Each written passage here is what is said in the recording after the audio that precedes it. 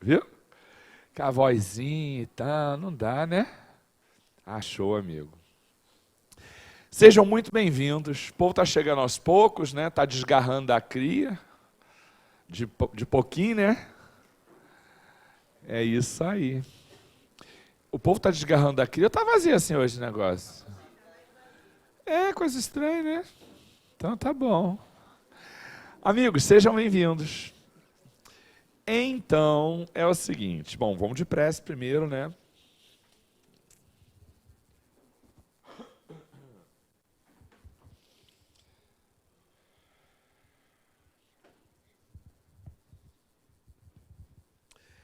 Parábola do semeador.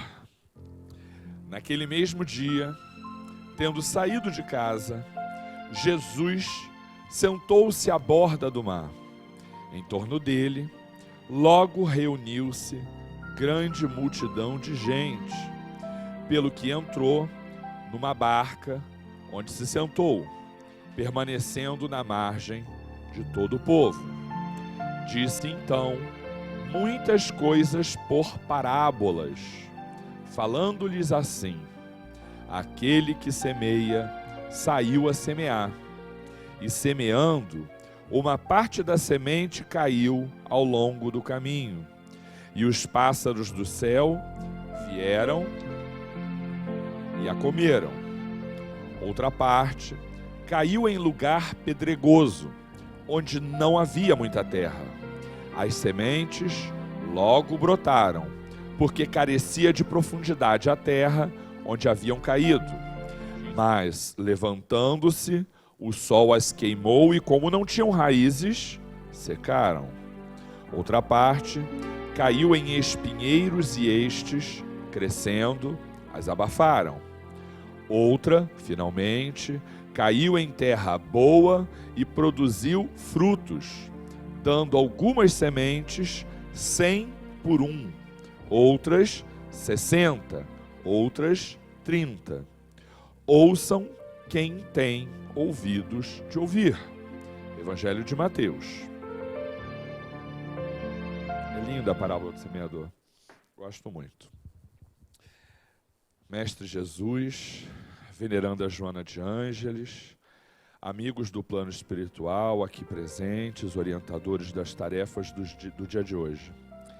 Agradecemos a vós a oportunidade de estarmos reunidos em tua casa, mãezinha querida. Agradecemos a oportunidade de termos as luzes do esclarecimento que orientam as nossas vidas, que ampliam as nossas consciências e que permitem sejamos mais assertivos, possamos ser mais eficientes nas tarefas que nos cabem. Que sejamos nós, os semeadores do Evangelho de Jesus. Paulo de Tarso bem o disse, que o maior favor que podemos fazer à doutrina é divulgá-la. Que a nossa semeadura nessa seara possa ser profícua. Que tu nos dê a tua inspiração, o teu auxílio, para onde quer que estejamos, consigamos ser instrumentos da tua vontade, levando a paz, o equilíbrio, a boa vontade e o conhecimento, onde quer que eles sejam necessários. Que assim seja, graças a Deus. Bom dia, gente. Eu não vou nem perguntar por que vocês não estão aqui na frente, porque eu já sei por quê. Ar-condicionado horroroso isso, né? Não, mas pode deixar, porque o povo já fugiu dele, eu também estou meio que fugindo. Ó. A gente já passou até dele, ó. Tá? Fica aqui do lado do amigo. Gente, sabe qual é a leitura hoje? Sabe o que os nossos miúdos vão estar vendo? Ah, deixa eu falar primeiro do recado, senão eu esqueço sempre o recado. Eu sou do tipo que se não faço na hora, depois eu esqueço. A Ana Rosa, vocês conhecem a Ana Rosa? Ana Rosa, que é trabalhadora da casa, está agora na novela, né? Me disseram que ela está na novela. Não é por falta de gosto, não, a gente só assiste novela porque não tem tempo mesmo, sabe? Que gostar, até que a gente gosta. Depende também da novela, né? Ana Rosa deixou aqui ainda agora um convite para nós irmos ver Violetas na Janela. Alguém já viu com ela Violetas na Janela? É muito bonito. Bom, o livro é um clássico, né? Vocês conhecem a história? Vou contar a história rápida, Violetas na Janela, tá? Ana Rosa, uma das filhas dela desencarnou prematuramente, né? Porque a gente não gosta de ver filho desencarnando jovem, né? E ela já era espírita, mas você sabe quando a gente tem um conhecimento intelectual das coisas e a gente não consegue internalizar de verdade aquilo que a gente ouve e tal, e reproduz até. E ela recebeu esse livro, certa vez, bem jovem, ainda nem era espírita, eu acho, uma coisa assim. E ela guardou, sabe aquelas coisas assim, ganhei tudo, guardei, não leu, ficou ali. E quando a filha dela desencarnou, uma das primeiras coisas que aconteceu, quando vieram consolá-la, aquela coisa do dar amparo, foi dar para ela um novo exemplar do Violetas na Janela. E aquilo ficou ali de novo, na estante, aguardando, o momento era difícil, até que um dia ela disse que, assim, passando ali e tal, resolveu pegar e ler. E ela disse que esse livro para ela foi assim, sabe aqueles livros que tocam a gente, que fazem sentido e daí por diante? Até que ela foi até Chico. Fato que foi até registrado, a televisão há pouco tempo mostrou numa entrevista, sei lá qual o nome que dá lá na Globo News, que faz um documentário, sei lá, e uma parte da vida dela, uma coisa que mostraram, foi a visita que ela fez a Chico.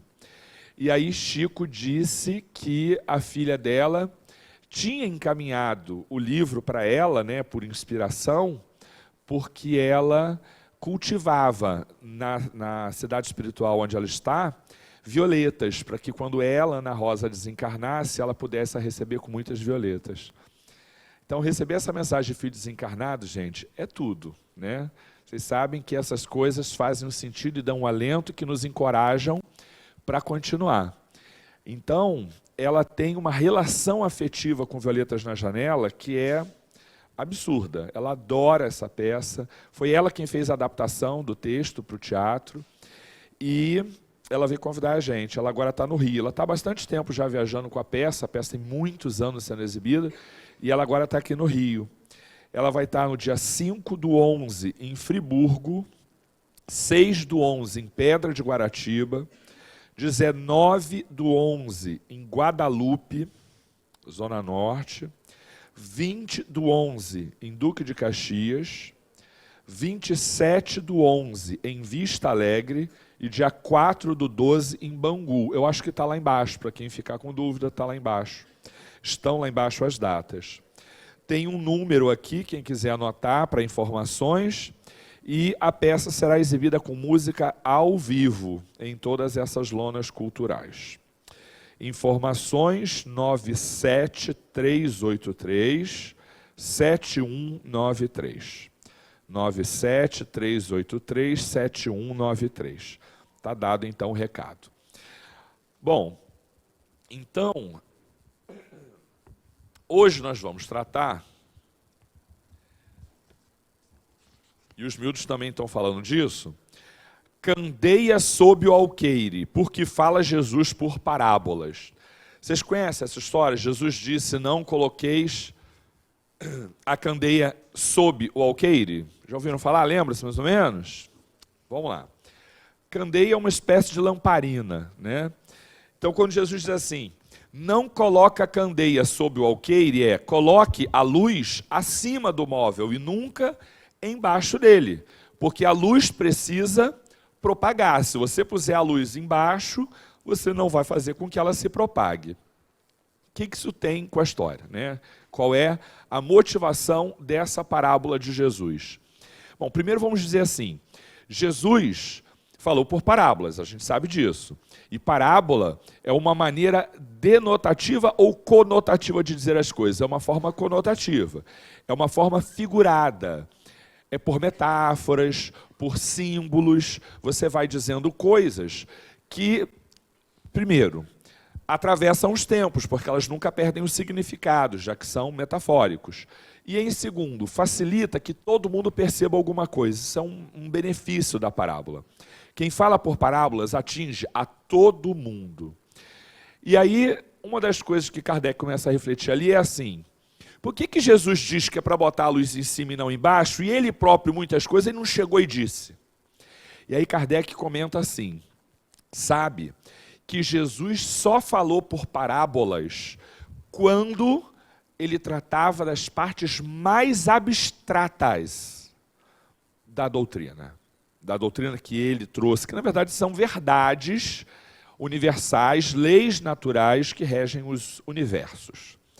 Então, Jesus só tratou por parábolas temas abstratos que o homem da época ainda não estava preparado para ouvir. Jesus, no tocante à parte moral que já dava para ser percebida e praticada pelo homem da época, foi muito claro.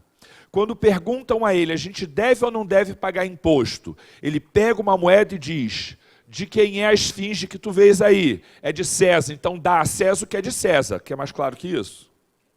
E dá a Deus o que é de Deus. Claríssimo, não tem metáfora nisso. Em vários momentos, Jesus é límpido, cristalino, denotativo, sincero, objetivo e claro. Por quê? Porque são partes cujo entendimento a gente já conseguia alcançar. Na parte que não dava para alcançar, não dá ainda para dizer. Só que ele era portador de verdades. Então, questionado sobre determinadas coisas, aquilo que ele disse não poderia ser desmentido lá na frente, ao longo da história.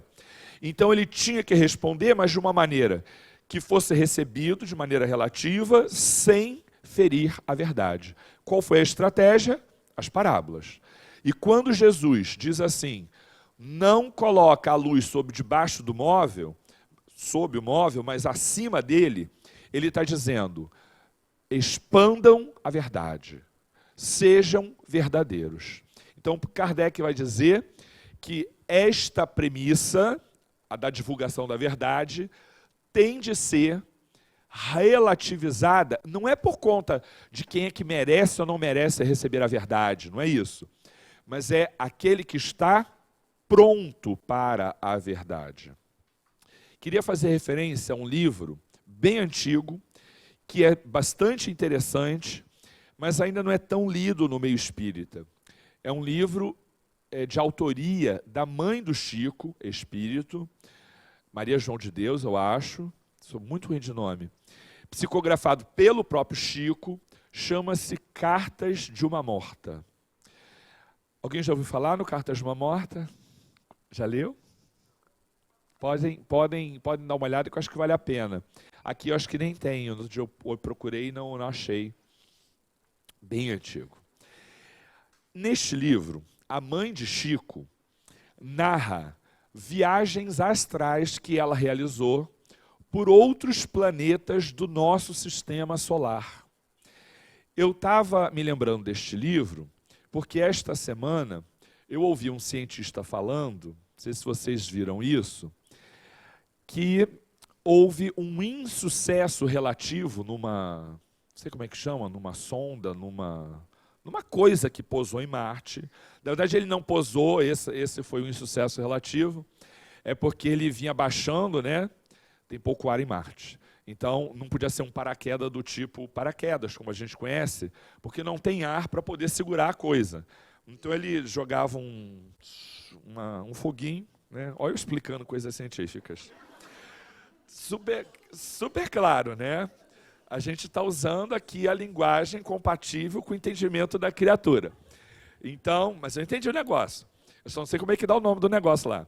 Então vai um foguinho lá, um jatinho e tal, para ir ele descendo devagar. E aí, quando chegasse perto do solo, ele tinha que parar aquilo e ele caía, ficava ali a fazer o trabalho dele. Só que eles mediram errado, né? E aí a coisa desligaram a 3 quilômetros de altura. A coisa não pousou, a coisa espatifou. Mas antes de espatifar, eles até recolheram algumas coisas e tal e aprenderam. E aí, essa aqui é a parte que eu quero comentar. Aí eles estão planejando em 2020, portanto daqui a 4 anos, mandar um novo. Porque assim, tem que mandar agora para chegar lá, entendeu? Um negócio assim, tipo demora, né? E aí, olha como menino, como é que calcula que vai, né, um negócio assim estranho. Esse povo não é normal assim, é bem estranho esse povo. E aí vai mandar para em 2020, para em 2020 não sei quanto, chegar lá. E essa sonda tem uma novidade. Ela vai vir com uma broca que vai perfurar 2 metros de profundidade no solo de Marte. Explico por quê, muito simples. Quando eles mandaram agora a última máquina para lá, eles não acharam vida em Marte. Viram que foi um oásis há muitos milênios, porque há indícios fortes de grandes volumes de água, grandes canyons e daí por diante, mas eles não acharam vida. Mas se já teve, vai que este povo, por adversidades, porque o povo do plano espiritual diz que tem vida em Marte. Então, esse povo que está atrás daqui, né, de vida, já que não está na superfície, vai que eles foram para debaixo da terra. Olha a ideia que o cara teve, né? Então, eles vão procurar vida em Marte, vida evoluída, escondida embaixo da terra. Embaixo de Marte. Né? Você vê que a coisa pode piorar, né? Tava ruim aqui. Pode esperar. Mas pelo menos foi engraçadinho. Valeu, foi engraçadinho. Você faz a prece hoje, tá, filho? Você não tá puro, não, tá? Você faz a prece hoje. Isso, é terra com T minúsculo, tá? E eu demorei a atinar, bicho burro, né?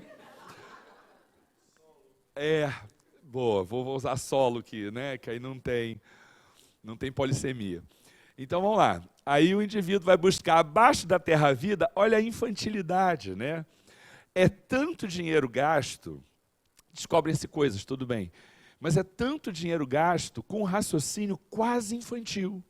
Ah, se tem vida, não está aqui, quem sabe está embaixo da terra? Tudo menos. Vamos pensar numa vida menos grosseira, mais sutil e tal. Não, vou procurar embaixo da terra. É muito bonitinho, né? Como é que a gente cresce devagar, né? Então, se você ler o livro, tá se escondendo de nós, né, Marciano? Leia o livro da mãe do Chico, que vocês vão entender tudo que os cientistas estão procurando e não vão encontrar nada embaixo da Terra, tá? A vida em Marte é efetivamente mais evoluída, só que ela é uma vida diferente. É uma vida com corpos mais sutis, aqueles que a gente aprende lá na escala espírita, que diz que a gente vai purificando, que a gente vai harmonizando e deixando cada vez mais etéreo o nosso perispírito. Então, eles já fizeram isso. E ela descreve como é a vida, como são as cidades, como são os corpos, como é que funciona. É um livro muito legal. Não apenas em Marte, mas em vários países do nosso sistema. Certo? Países, tá puxado, né? Menino é sono, sabe? Mas vai esquentando, vai esquentando. Vários planetas do nosso sistema. E aí eu me lembrei disso, quando eu vi lá, exatamente que tinha já a leitura, né, para a gente refletir. E aí você pensa, há coisas que, se reveladas na hora errada, para a pessoa errada, não encontra eco. É bobagem, né? Hoje de manhã, não sei quem assistiu ao Como Será. Conhece o Como Será de manhã? Que é um programa esqueci o nome dela, que é de cabelo Sandra, da Sandra Nemberg. E aí eles estavam falando sobre fantasmas. Vocês viram? Foi bem legal, as crianças gostaram.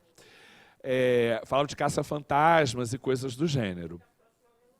Como é? Porque está próximo ao Halloween, claro. E eles começaram explicando a origem do Halloween e coisa do gênero.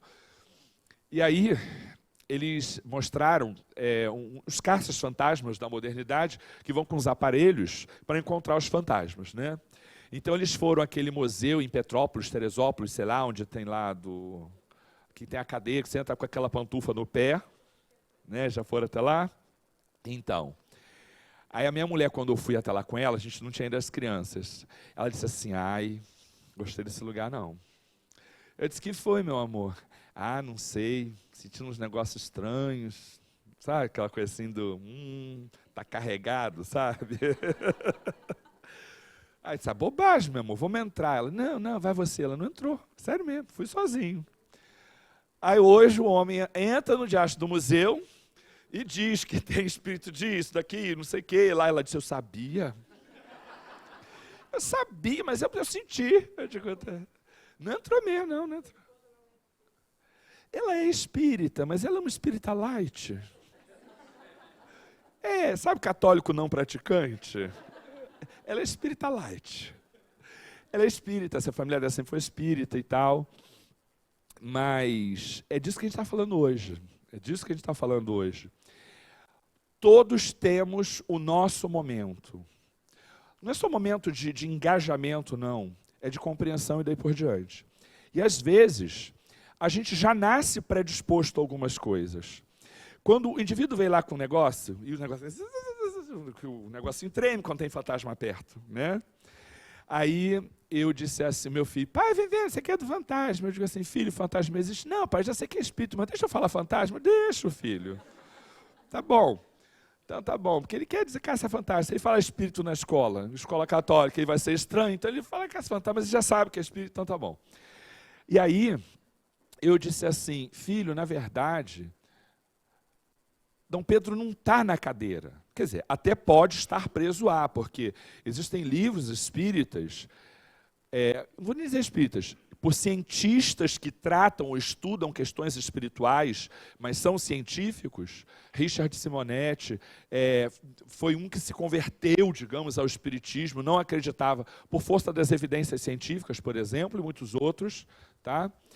Bozano, por exemplo, um cientista que vai falar coisas maravilhosas, né, cientificamente falando sobre questões espirituais, entre outros.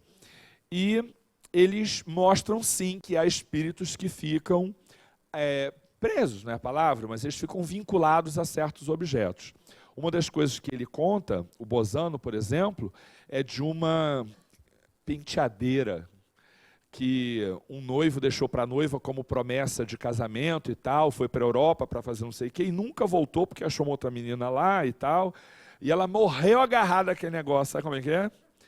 E aquilo já foi para cá, já foi para lá, já foi para tudo, para museu, para antiquário, não sei o quê, e aí quando uma pessoa, médium, né, compra, e quando chega, tem negócio aí junto, né, veio com... Tava ela lá junto, a penteadeira, que é minha penteadeira, é minha. Pode acontecer, isso pode, mas isso não é normal, não é natural, não é comum, não é isso, né?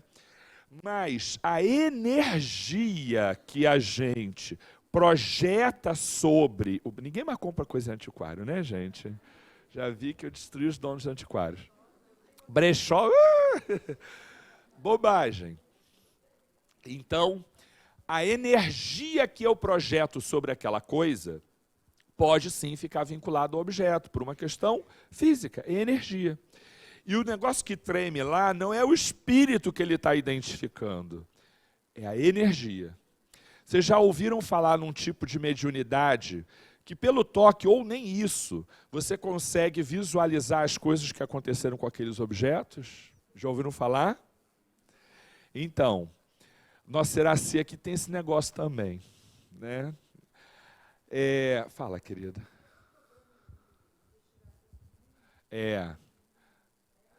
Apesar do aspecto ficcional, a base é verdadeira. É isso aí. Existem médiuns específicos que, pegando fragmentos de peças da Idade Média, conseguem dizer tudo o que aconteceu em cenários onde aquele objeto estava presente ao longo dos tempos. É fabuloso, porque, na verdade, não é que o objeto tenha aura, nada disso, mas fica registrado do ponto de vista energético essas informações e o médium consegue captar grande parte dessas informações. Alguns médiuns narram, não sei o que, blá, blá, blá, eu estou numa água, né? É porque houve inundação. Então, ele vai vendo tudo o que aconteceu ao longo daquilo ali. Aonde eu quero chegar? Está parecendo que está tudo meio solto, mas eu vou chegar lá. Eu quero dizer assim, há coisas que são explicadas do ponto de vista científico, mas a gente ainda não tem ou conhecimento ou maturidade para entender. E as coisas vão sendo reveladas à medida do nosso adiantamento. Se vocês observarem aquela expressão de Jesus, a verdade tem que ser dita. A gente tem que trazer a informação, a gente tem que trazer a verdade. Só que cada um, adultos ou não, temos um momento específico para conhecer aquela determinada informação e aproveitá-la. Exemplo disso foi o caso em que Jesus, recebendo a visita de um doutor da lei, que era um homem de bem e de boa vontade, desejava efetivamente entender as coisas do reino dos céus, ele chega diante de Jesus e diz assim: Jesus, eu tenho tentado me melhorar, eu tenho tentado conhecer as coisas do reino dos céus. Eu acredito que tu és portador dessas verdades. E eu vim até aqui para tu me ajudar. Para tu me ajudares a compreender essas coisas que eu ainda não domino. E Jesus, profundo conhecedor da alma de cada um de nós, diz assim: ainda não rola. Sabe quando você vê assim, está com boa vontade, quer, até deseja assim e tal, mas não dá ainda? Aí Jesus manda só uma para ele: se tu queres conhecer a verdade, saibas, portanto, que ninguém alcançará o reino dos céus sem antes renascer. Sem renascer de novo. Ele está falando da reencarnação. E ele diz: mas Jesus, não faz sentido, como é que eu, homem feito, retornarei ao ventre de minha mãe? Você entendeu que não está na hora, querido? Não faz sentido não? Então espera, né? Calma, amadurece, volta, um dia faz sentido para você. É isso aí. Tudo tem a sua hora. Eu vou desabafar, que eu estou meio angustiado com esse negócio de ter que voltar amanhã. Está difícil, está puxado de escolher dessa vez, né, gente?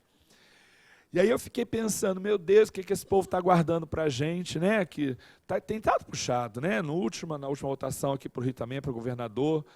Desculpa aí, não sei se vocês comum das mesmas opiniões, também está puxado para mim, não estou fazendo apologia nem a um lado nem a outro. Eu estou dizendo, na verdade, que estava tudo difícil, né? Continua estando.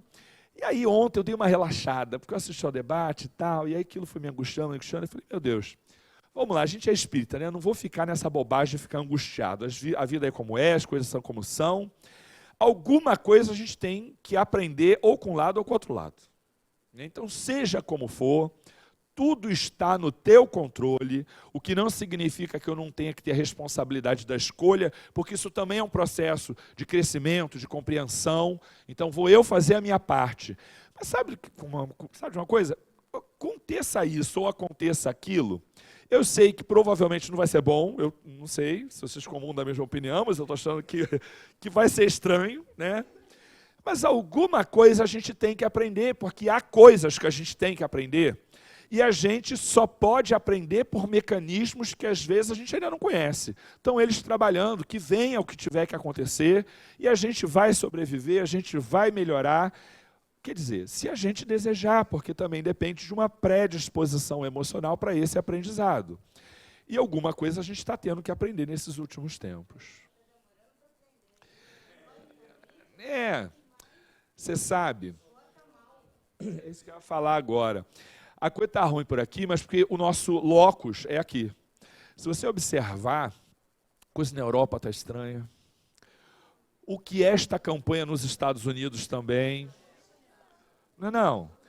O que é esse movimento migratório dos lugares pobres, a pobreza invadindo todos os cantos do planeta? Vamos concordar que isso não é uma realidade fluminense, né? A gente está vivendo vigorosamente este momento de aprendizado. E tudo tem a sua hora. E como a gente, no coletivo, ainda não está amadurecido, o que a gente faz? A gente passa por processos difíceis para que o aprendizado possa ser acelerado. Esse mecanismo a gente conhece.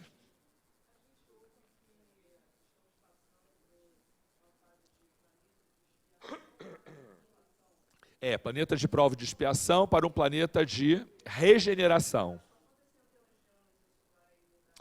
Na verdade, a fala hoje concreta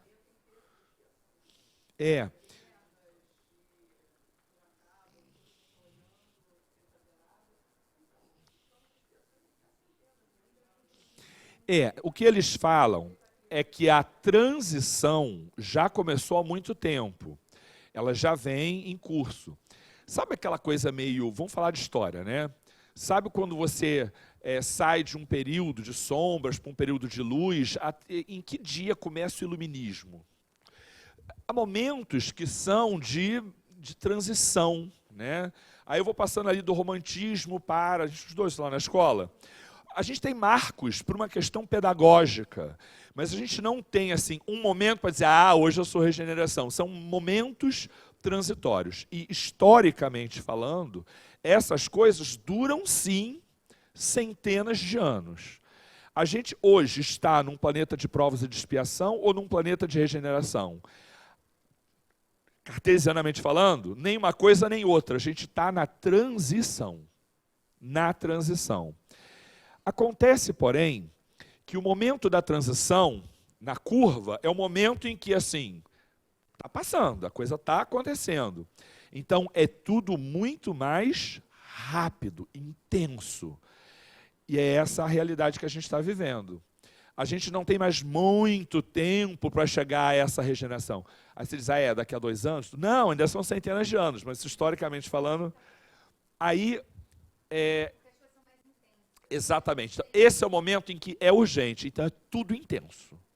Tudo é intenso, tudo é vigoroso, tudo é rápido, tudo é over, assim, uma coisa mais...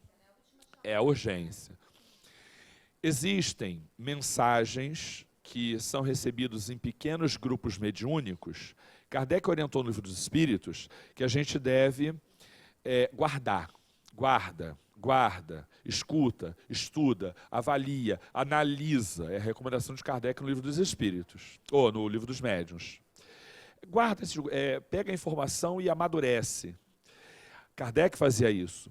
E quando ele recebia a mesma informação de 5, 10, 20, 40, 120 médiuns, eles, existe um movimento real no plano espiritual. É a estratégia para dizer, se este fato for verdade, a verdade aparecerá de todos os lados, certo? A gente vem recebendo há alguns anos, que eu digo não a casa, o movimento espírita, vem recebendo há alguns anos mensagens sobre essa coisa da transição, sobre como é que está funcionando, o que está acontecendo lá no plano espiritual. E diz, gente, será que isso aqui é tão assim? A gente vai guardando, né? Vai. E cada vez mais a gente tem volume agora de algumas coisas que a gente começa a ver que se desenha como probabilidade de verdade. Uma das coisas que se fala há muito tempo, e hoje, para mim, especialmente, é uma verdade, é o fato de que muitos desses complicados espíritos que compartilham a realidade com a gente, que são essa gente complicada, que faz essas coisas estranhas por aí, esses, desencarnando, já não estão mais vindo para a Terra, estão tendo reencarnações automáticas. Desencarna aqui e é levado imediatamente para outro lugar, para renascer em outro lugar, em planetas muito inferiores à Terra, para que lá eles contribuam com o seu progresso, com a sua... Porque parece que está ruim aqui, mas há lugares muito piores. E lá eles vão ter um papel. E a lembrança, porque uma coisa que se fala é que muitos deles terão lembrança nessa nova reencarnação de que estiveram aqui e que não aproveitaram a oportunidade. Muitos terão essa lembrança. Eles vão crescer, aprender, progredir, e quando estiverem preparados, se estiverem, podem até retornar ao convívio conosco. Tá? Então, quero te dizer que essa coisa intensa, o sofrimento e as dificuldades, eles estão mais acelerados exatamente porque o mundo de regeneração é real e é urgente. Essa transformação é um ápice que a gente está vivendo, e ela não desmente o mundo de regeneração, ela só o comprova para quem entende o mecanismo. Eu costumo brincar que é igual a fazer obra. Você imagina uma casa melhor, e aí você vai fazer obra. No meio da obra, você olha aquilo tudo quebrado, destruído, parece que a coisa nunca vai se resolver, nem nunca vai acabar. Né? Você se arrepende, inclusive, de ter começado. Não é esse o momento? E aí a coisa anda, até que fica pronta. Aí tu diz, nossa, mas valeu a pena. E nem lembra mais da dificuldade que passou. A gente está em obra. Tem uma plaquinha na frente da terra, amarelinha, assim, dizendo assim, cuidado, estamos em obra. Então vai se aproximar, tem cuidado, porque o negócio aqui dentro tá empoeirado, o negócio tá... Isso aí. Para o seu maior conforto, estamos em obra. É isso aí. Você ia falar, filho?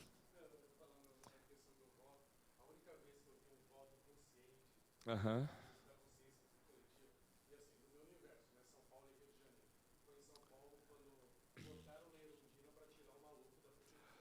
É, é. Aham. É. São Paulo é bom nisso, a gente viu isso ainda há pouco também, né? É. Não, estou dizendo que agora o outro que está lá também estava atrás e passou e tal. Mas enfim, a gente não fala de políticos, entendeu? A gente fala de consciência. Está entendendo? O que a gente trata é de consciência. E o que a gente quer dizer é que, como espíritas, a gente tem que entender que esse processo todo de dificuldade é natural. Pode até não ser bom, pode até não ser agradável, mas ele é natural. E ele não aponta para um futuro sombrio, talvez por momentos difíceis, mas tudo isso é transitório. Lá na frente, certamente, a gente vai aprender muito com qualquer coisa que venha, porque a vida não está ao controle do nada, não está ao léu, né? A Terra é um planeta que, à semelhança de uma nau, tem governador, tem mestre, tem orientador, e tudo vai acontecer segundo a vontade de Deus. E aí, fechando esse raciocínio, vou ouvir a minha amiga, a gente vai trazer isso para a realidade dos nossos miúdos, né? Fala aí, minha querida.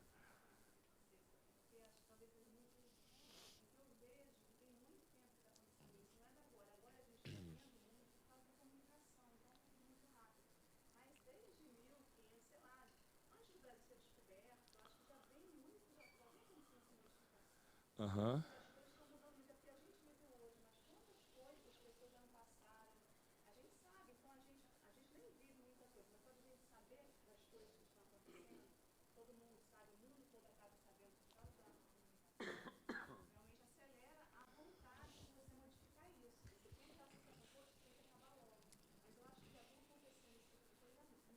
Faz parte do processo evolutivo, sempre existiu. Fique à vontade, claro.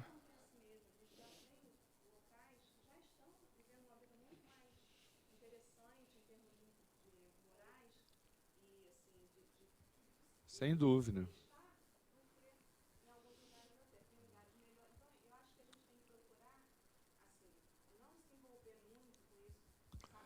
Claro.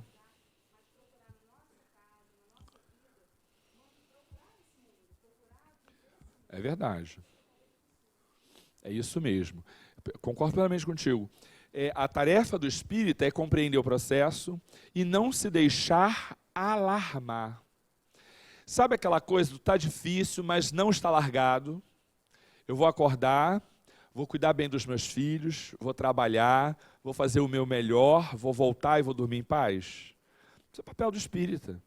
Trabalhar pela melhora, mas seguir a vida com a convicção de que as coisas não estão largadas. E em algum dia, tudo isso vai fazer sentido. A gente olha para trás e faz sentido. Para quem deseja entender ou mergulhar um pouco mais nessas estratégias espirituais de conduzimento de uma nação, não deixem de ler o livro Brasil, Coração do Mundo, Pátria do Evangelho. Está aí, viu? Ali você vai perceber que, às vezes, a encarnação de um revolucionário não era para vir resolver as coisas, não. Era apenas para provocar um movimento que levaria o Brasil para uma situação que era necessária para aí sim, é trabalho de formiguinha, sabe? É que a gente tem uma visão muito imediatista, né? Se você tiver uma visão mais alargada das coisas, você vai ver que tudo faz sentido, algumas pessoas tiveram um papel decisivo, específico, alguns desses espíritos reencarnaram diversas vezes com objetivos muito semelhantes, em momentos históricos diferentes. Então vocês vão vendo que tudo que a gente está vivendo é natural do ponto de vista, né, evolutivo, e as coisas vão melhorar. Fala, filha.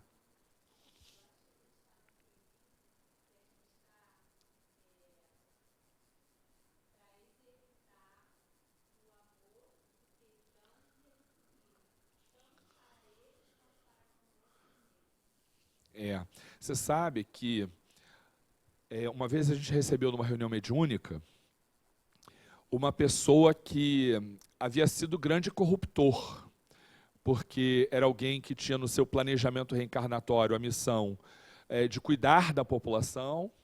Ele se tornou um gestor público e ele faliu, porque usou o espaço para, enfim, se favorecer, para ganhar dinheiro, para conquistar poder. Poder pelo poder, né?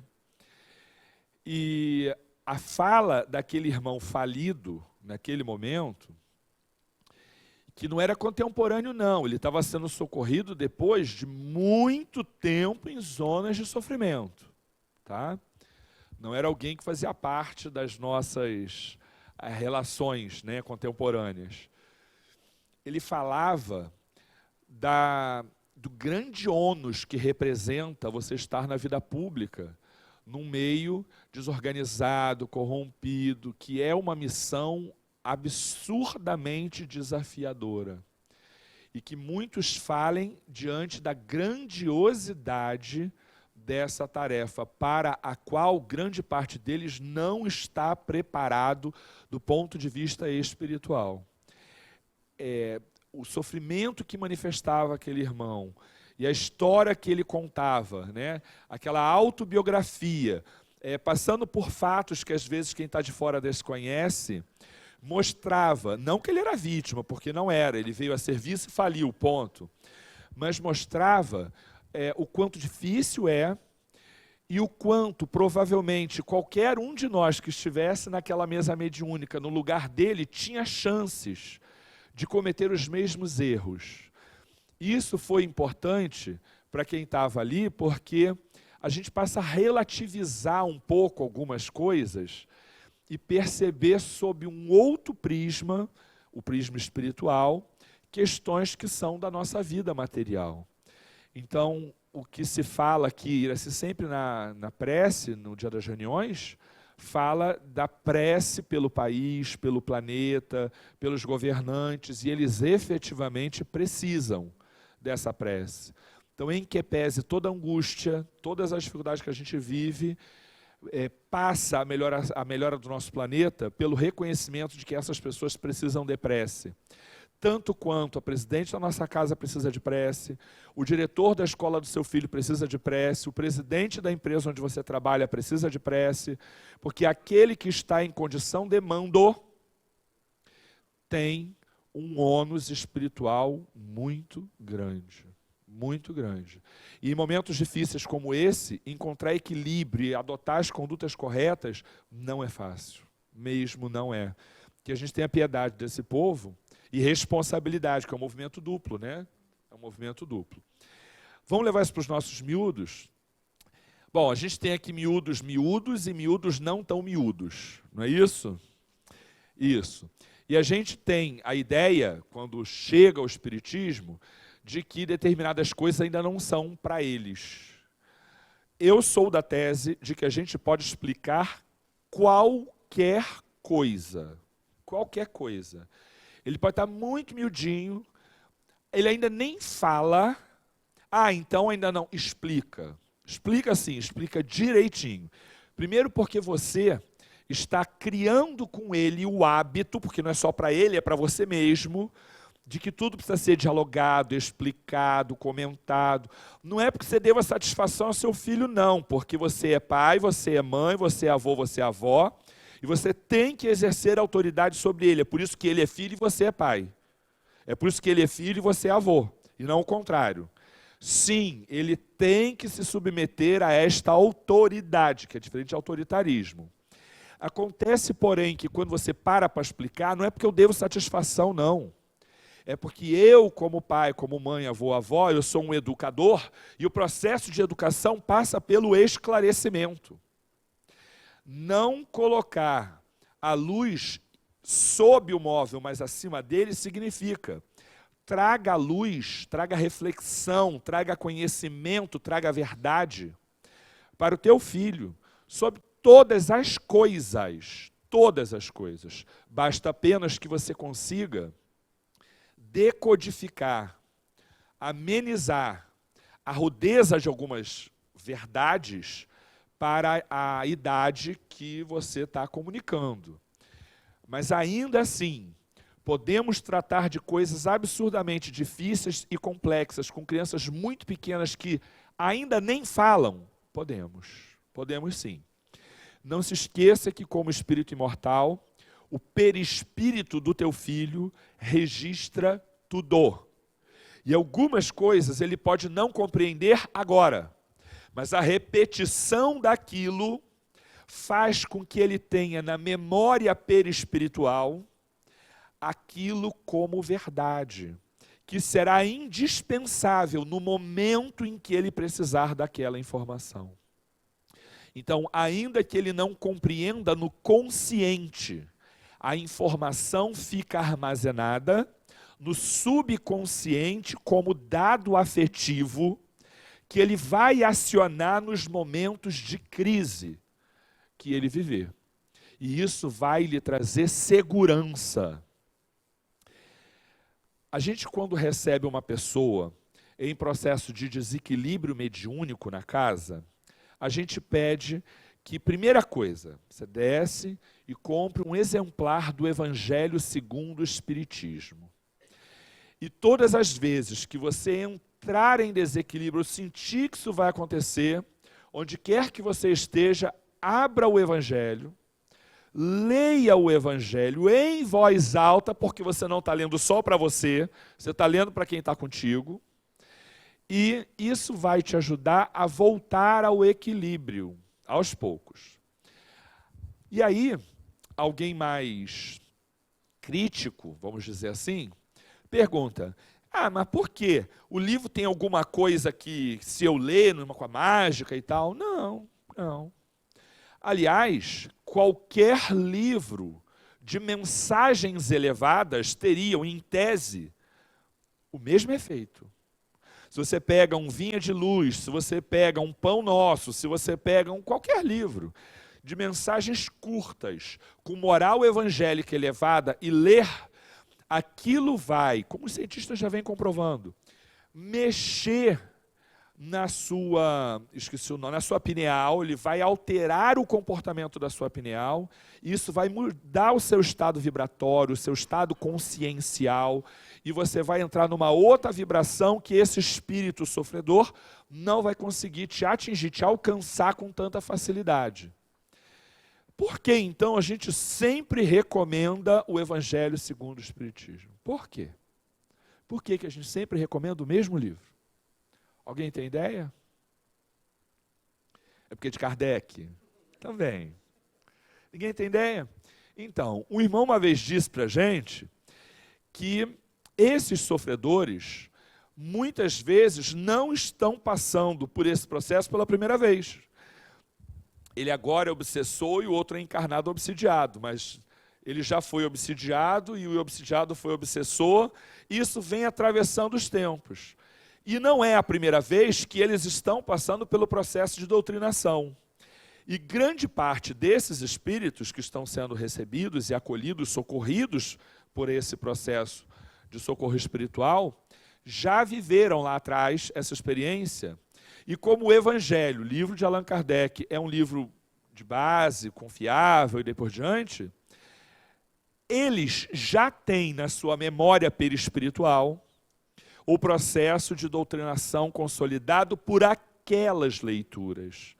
Muitos deles ouvem as histórias de Jesus, do Evangelho de Jesus, no plano espiritual, há muitos séculos. Então, quando eu vou à parábola e discuto, isso aciona na memória dele não apenas o que eu estou dizendo, mas a lembrança de todo o processo de doutrinação que ele vem passando desde que Jesus veio para este mundo. Então, tratar do Evangelho, ler o Evangelho, é mais eficiente porque ele aciona a memória perispiritual. Entenderam a ideia? Então, o que a gente está dizendo é assim, diga o que é adequado, adequando a linguagem para o seu filho, desde sempre. Porque isso vai ser uma informação que ele vai usar na sua vida adulta, no plano espiritual depois, e daqui para todo sempre, acionando aquela informação na sua chamada memória afetiva. Porque determinadas coisas, quando ditas por pai e por mãe, ela é, inclusive, armazenada no cérebro, numa região diferente daquelas informações que eu, por exemplo, recebo na área profissional. Se você puser alguém dentro da máquina de ressonância e perguntar quantos irmãos ele tem, qual é o nome do cachorrinho que ele teve na infância e coisas do gênero, você vai ver que a área com maior atividade cerebral é uma. Se você perguntar sobre questões profissionais, você vai ver que é pertinho, mas a área é ligeiramente outra. Informação que a gente recebe de pai e de mãe ganha uma área de prestígio no armazenamento cerebral. O que significa que as coisas que a gente fala para ele ou perto dele têm uma importância singular na trajetória desse espírito. E significa dizer que se ele não entende agora, repito, no consciente, diga do mesmo jeito. Em geral, o movimento tem que ser deles para nós, e a gente tem que estar muito atento. Olha, vamos sentar aí, filho, que hoje a gente vai falar sobre... Não é assim que funciona. Mas quando ele pergunta, porque os meus filhos, o tempo inteiro, ouvem, são submetidos a esse massacre de campanha, né? Porque é só isso que passa na televisão aberta nos últimos tempos, né? E é isso que eu ia falar. E os jingles são muito atrativos, não é? Então, no outro dia, estava lá meu filho cantando um dos dois, né? Estava lá cantando o negócio. Aí eu perguntei para ele, filho, o que você está cantando? Ele disse, eu ouvi. Eu digo, mas o que é isso? Né? Aí ele disse, que eu ouvi. Bom, então vamos entender. Por que eles fazem isso e tal? Quando eu perguntei, assim, pode ecoar ou não no coraçãozinho deles, né? E aí eu percebi que ele, não assim, não, que às vezes eles ouvem e tal, e sai, né? Ou vai fazer outra coisa e tal. Mas quando eles param e perguntam, eu digo, opa, está ali com um canalzinho aberto para a gente trabalhar alguma coisa. Então, eu falei assim para ele, filho, sabe o que está acontecendo? E falei para ele, né, sobre escolha, falei sobre, às vezes, dificuldade de escolher, falei sobre responsabilidade de escolha, e falei sobre essas coisas, a coisa foi rolando. Quando eu percebi que a coisa estava assim, minguando, né, que a gente vai percebendo que o interesse, aí, pronto, está na hora de acabar. Mas quando eles perguntam, a gente não pode se eximir de responder. Uma vez alguém me disse, não sei se foi você, Isabela, que me falou, que o Mildo perguntou sobre alguma coisa de sexo. Foi você que me contou isso uma vez? Foi, né? Te perguntou sobre sexo, você ficou tenso? Não, essa não é difícil de responder, não.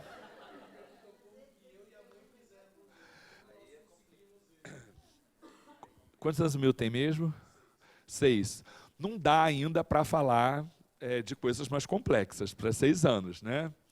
Aí me lembro uma vez que a gente estava conversando, né, Isabela? Qual foi a pergunta mesmo que o Mildo fez, que eu não me lembro?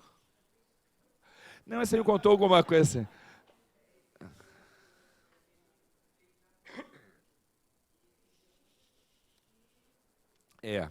Para as quais a gente às vezes ainda não está tão preparado, né?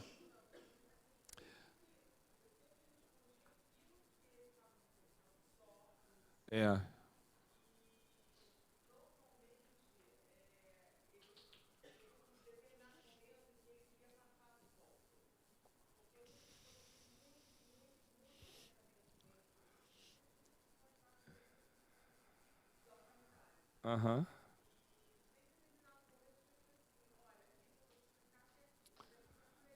Aguarda um pouquinho que ainda não está na hora. Você sabe, Isabela, que a minha filha está no 1º ano, então ela está sendo alfabetizada, né? E nós passamos ao lado de um motel e ela diz, pai, está errado, está com M, não é com H. Eu digo, não, filha, existe o hotel e o motel. Ela pergunta, o que é motel? Eu digo, filha, é um hotel em que as pessoas ficam por pouco tempo. Respondeu. Não, eu menti. Não, que mentir. Tu vai... Amigo, peraí. Conta pra gente, 3 dias assim no motel, tipo resort. Hoje tu não tá pura, eu tô falando que hoje tu faz pressa.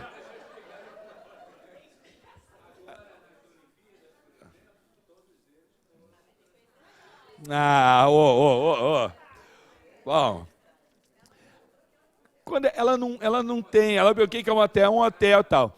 Então, assim, ela já sabe que há motel, ela já sabe que há hotel, ela já sabe que é diferente e tal, e acabou. O interesse dela parou por ali, né? Aí uma amiga estava aqui me dizendo, ai, meu filho veio me perguntar o que é sexo. Eu fiquei tão tensa que eu não respondi. Depois a gente fala disso, porque eu não sabia o que eu respondia. Oi, fala. O que é estupro? Pois é. Aí eu estava no outro dia falando com uma amiga assim, que ela falou, meu filho veio me perguntar o que é sexo. Eu digo, filho, sexo é uma forma de namoro que só os adultos fazem. Então, pronto. Vai resolvendo as coisas de maneira simples, sem mentir. Porque depois ele descobre, vai dizer que você mentiu, né? E também não precisa fazer grandes arroubos científicos para explicação. Não precisa pegar livro de biologia, não precisa ir para a internet mostrar a célula, sabe? Não precisa dar aquela aprofundada. Pelo contrário, a superficialidade é uma bênção. É uma estratégia maravilhosa.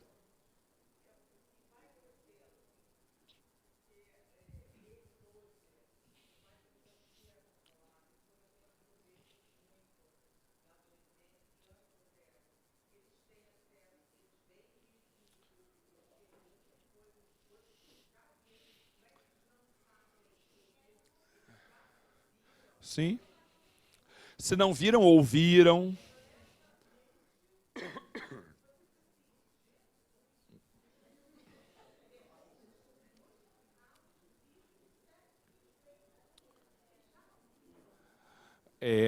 Tem que tomar também cuidado com o que estão vendo, que é a história da seleção, né?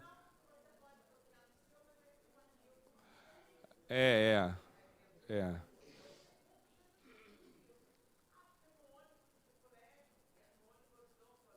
Aham. É. A gente não tem controle absoluto, nunca vai ter, né?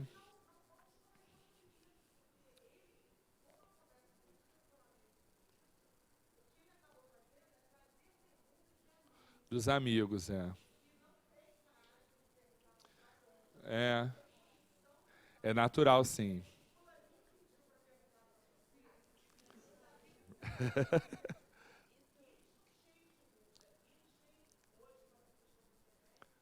É. O acesso é muito fácil, né? Isso. Não adianta esconder a internet, você tem que trazer luz. Perfeito, com certeza. E não é só errada do ponto de vista do certo e errado, é desequilibrada. Então tem que colocar no rumo certo. A gente está falando de sexualidade porque é o que mais instiga as pessoas. Mas, gente, a gente está falando de tudo. Sobre, como a gente estava falando, sobre política, sobre relacionamento, sobre o que é certo, o que é errado, de qualquer coisa, em qualquer área. Não deixem de conversar e de explicar, trazer luz é sempre a melhor coisa. Em qualquer fase. A afetação desses processos é algo que eles percebem muito claramente. Quando eles perguntam e você fica desconcertado com aquilo, ele percebe que aquilo é um dogma familiar. Que aquilo é uma terra em que não se pisa. E eles se retraem naturalmente. E não vem mais perguntar, porque eles se constrangem com o nosso constrangimento. Vamos lá, a gente precisa se preparar para isso. Porque se a gente é pego de surpresa, a gente literalmente desconcerta. A gente fica desestruturado. Então, agora, também às vezes, a minha filha outro dia me perguntou, nem me lembro o que, num lugar assim, que não era exatamente o melhor lugar para conversar sobre. Eu disse assim, meu amor, chegando a casa a gente conversa sobre isso, tá bom? Agora não dá tempo da gente conversar, tá? Mas também tem que retomar. Eu acho que tem que retomar. Mas aí você sabe que eu consigo às vezes fazer criar um contexto em que a coisa aparece de novo, de forma muito sutil.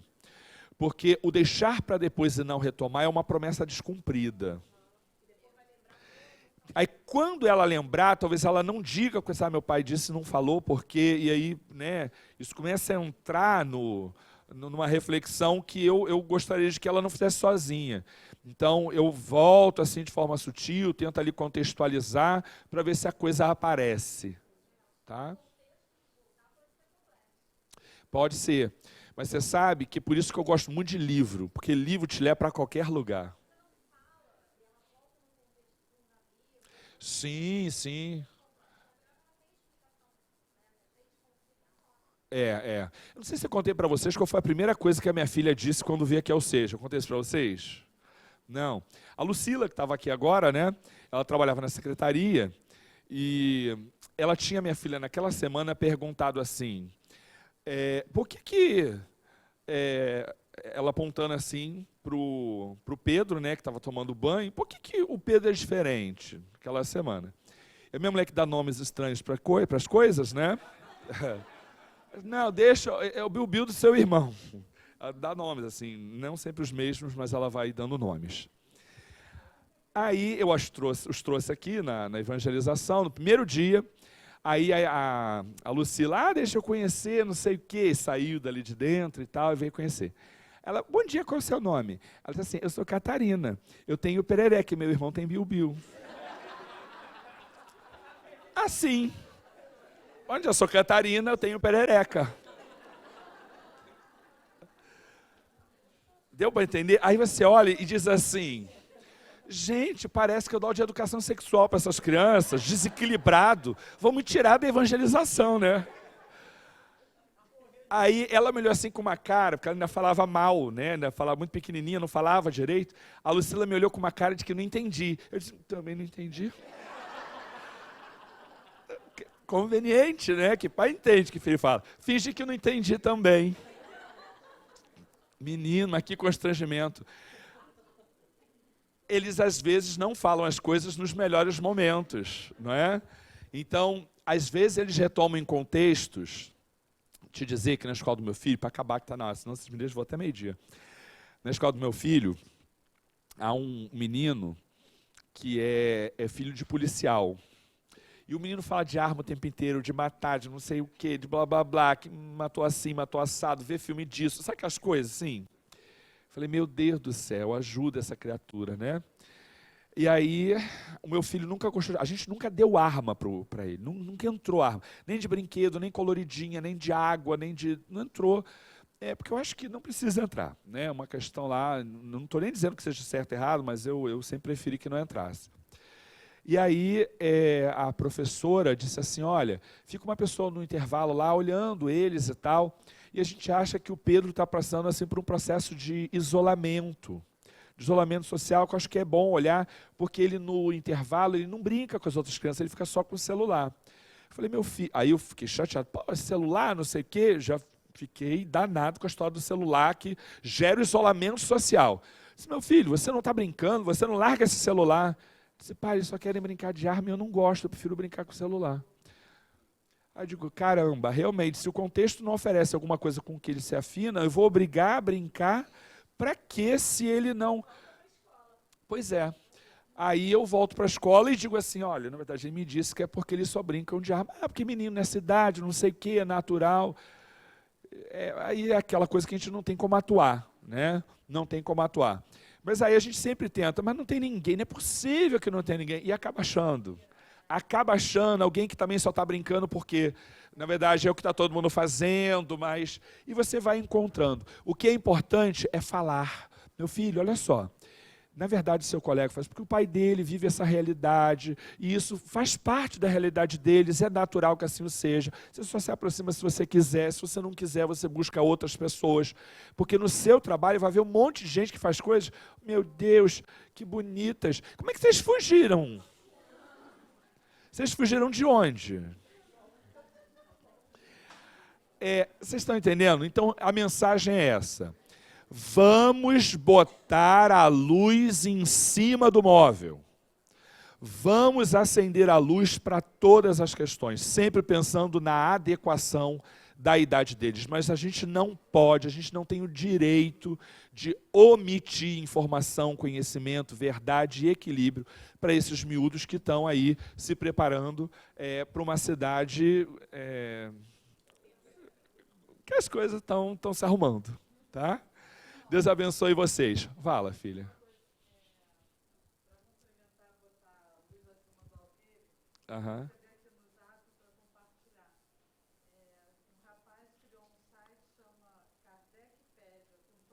Ah, eu vi. Eu vi. Kardecpédia, isso. Você tem ali muita informação legal. Eu vi também. Ainda não acessei, eu guardei. É Kardec, é a semelhança do Wikipedia, né? É Kardecpédia, Pedia, sei lá, cada um fala de um jeito. Pedia, né? Eu também chamo de Pedia. É. Meninos, momento prece. Você não quer fazer? Você disse que não, eu não estou, segundo você mesmo, eu não estou limpo para isso. Acho que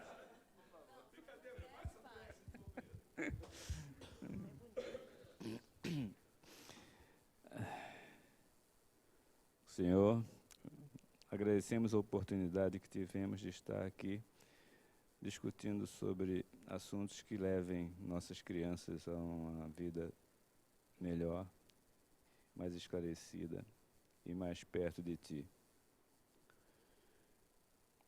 Que nossas manhãs de sábado permaneçam nos esclarecendo e nos indicando o caminho a seguir. Que assim seja.